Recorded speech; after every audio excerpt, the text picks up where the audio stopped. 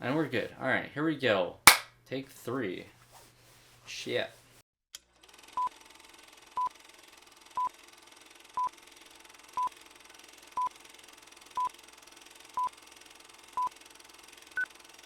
Hello everyone, and welcome back to another review for my Mandalorian series. We've been doing them in 2, so we did episodes 1 and 2. I have a video for episodes 3 and 4, and now we're going to hit 5 and 6 in this one video. I think I'm going to also do that for 7 and 8. I'm not sure, depending on what happens in episode 7, since it is being released on Wednesday a little bit early.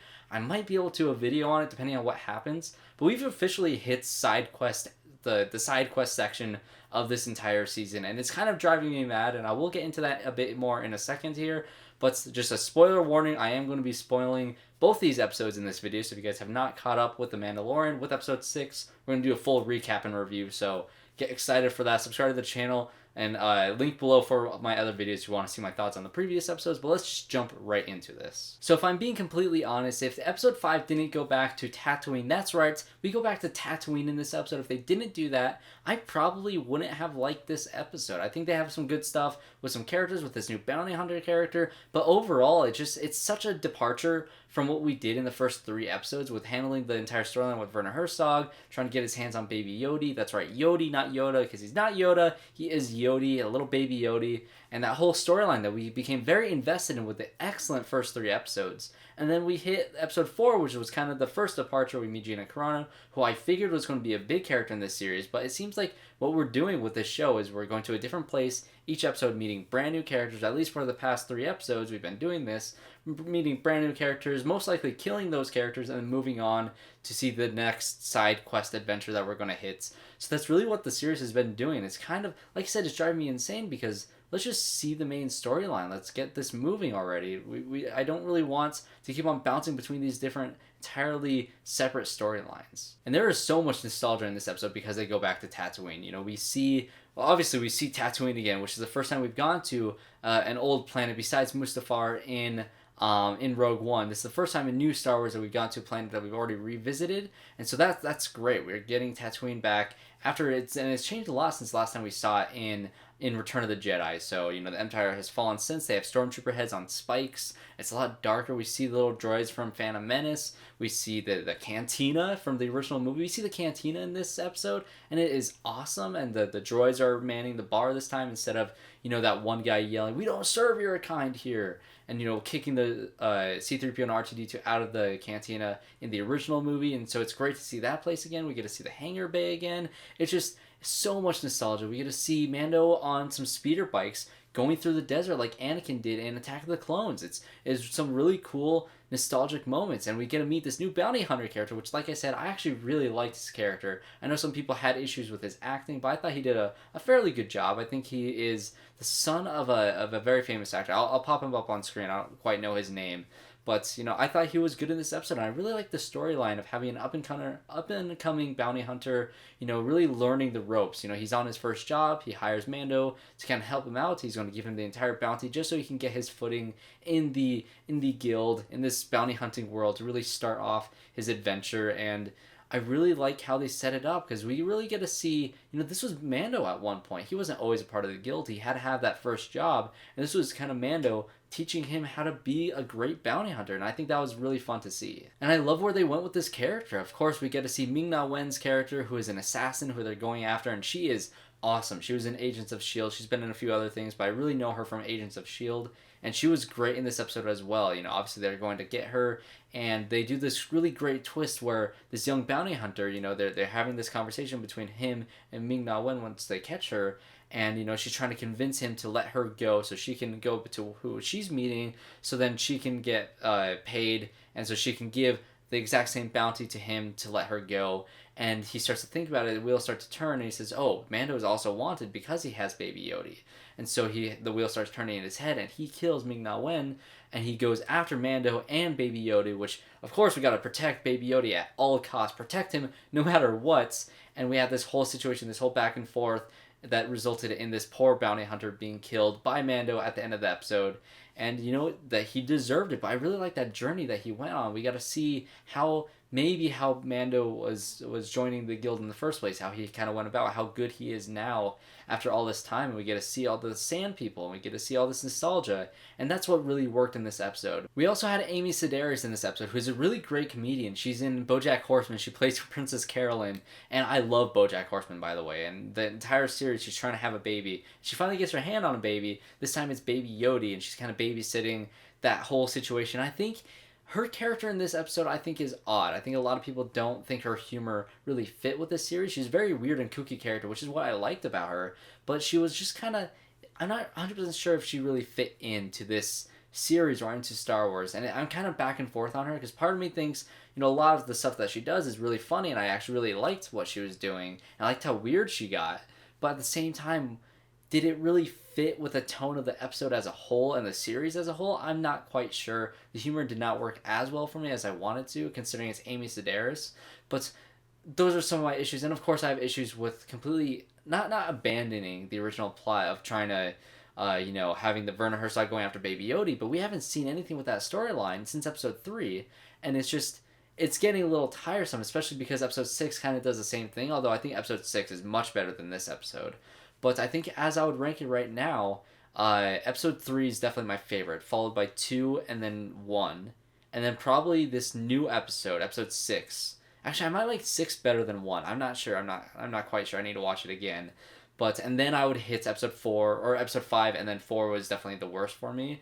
This episode, I forgot who directed this episode. I think the director did a good enough job, going back. Oh no, it was Dave Filoni. Dave Filoni directed this episode. He directed the first one as well. I think he did a good job directing it. I just don't like where the story went in terms of plot. I do like that we went back to Tatooine, but I wish we would, keep on moving with the main storyline. We need to get back to that soon. So let's get into episode 6. Like I said, I'll give yet another spoiler warning. If you guys have not seen episode 6, it just dropped tonight. I'm doing this video immediately after watching, so if I miss a couple things, comment below, let me know what I missed. If you want to talk about it, I will be looking at comments always. So just let me know what you thought of this episode. Let's get right into it. It is yet another side quest where they go to a planet, meet new people, and all these people most likely die.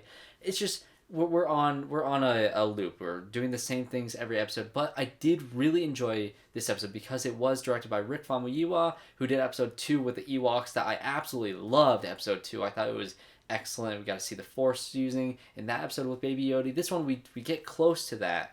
But it's a nice, fun little heist prison break episode. That's the longest episode so far. And I really, really enjoyed this episode because you really get to feel the Batman aspects of our Mandalorian character and really get to explore his past a lot more because, he worked with some of these people before in his old jobs, and apparently he worked with these people quite a bit. So we really get to see his past and how he was kind of growing up in this world of bounty hunting and criminal, all these different underworld type things. And that's what I really loved about this episode. I loved how it was a heist movie, how it was a prison break movie, and you got to see different droids, and you got to see the entire group of bandits that are trying to get this prisoner out of this floating space prison. Was really cool. I really like this team. So let's get into this team. We had Bill Burr playing MAYFELD, who I thought Bill Burr did a great job in this episode. I actually really liked his character, kind of being the tough guy, leader of the group, trying to get this job done.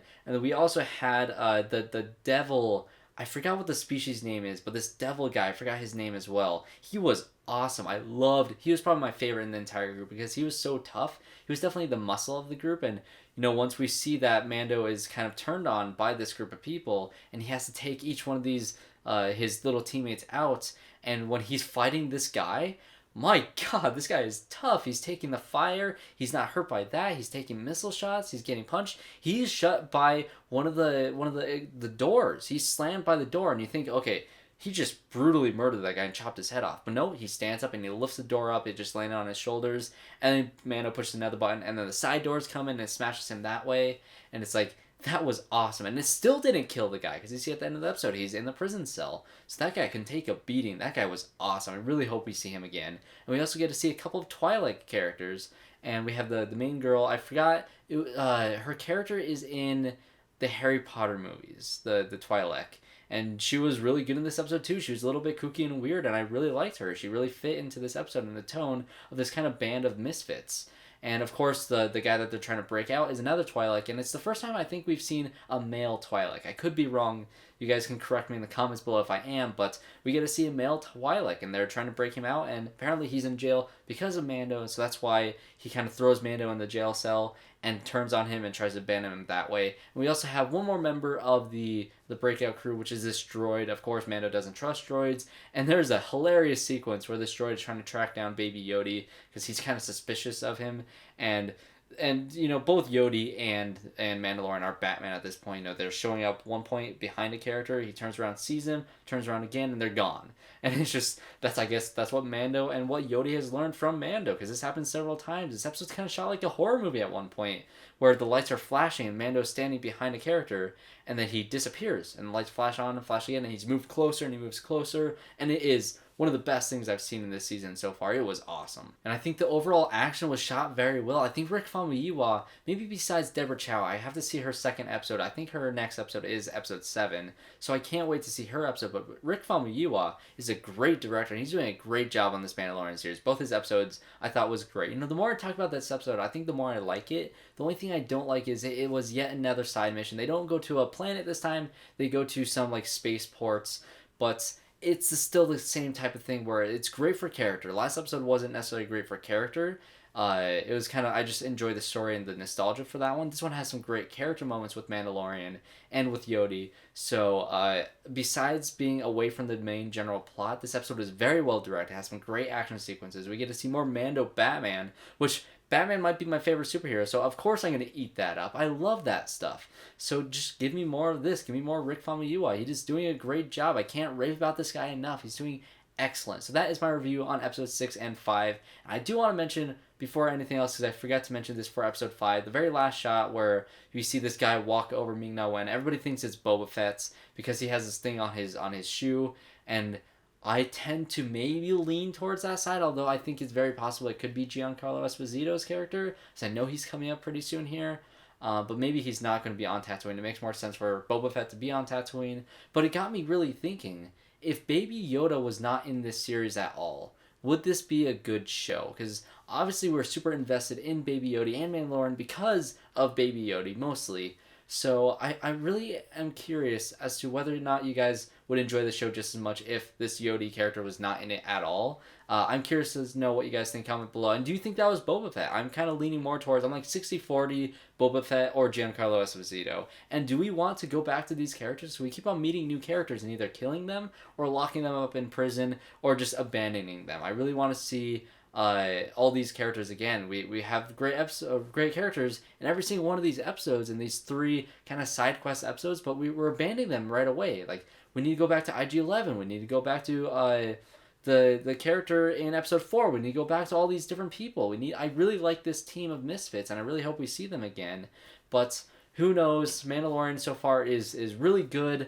I'm not sure if it's great because we're getting a bunch of side mission episodes, but I really hope the last 2 will kind of hone in on the main plot once again. So thanks guys for watching this video. If you want to subscribe to the channel to see more just like this, I will have my The Rise of Skywalker review coming out very soon. I just released my my Last Jedi commentary and my Force Awakens commentary last week. So if you guys want to see more Star Wars talk from me, more theories, more things that I'm excited about with Star Wars, I am a huge diehard fan. Obviously, I have the Last Jedi poster because I actually like that movie. My brother does not like that movie at all, so we kind of have battling opinions on that movie for my commentary. They're both on Disney Plus and Netflix, so go watch my commentaries, watch the movie with us. It's a lot of fun. So subscribe to the channel, leave a like, comment below what you guys think, and I hope to see you all in my next one.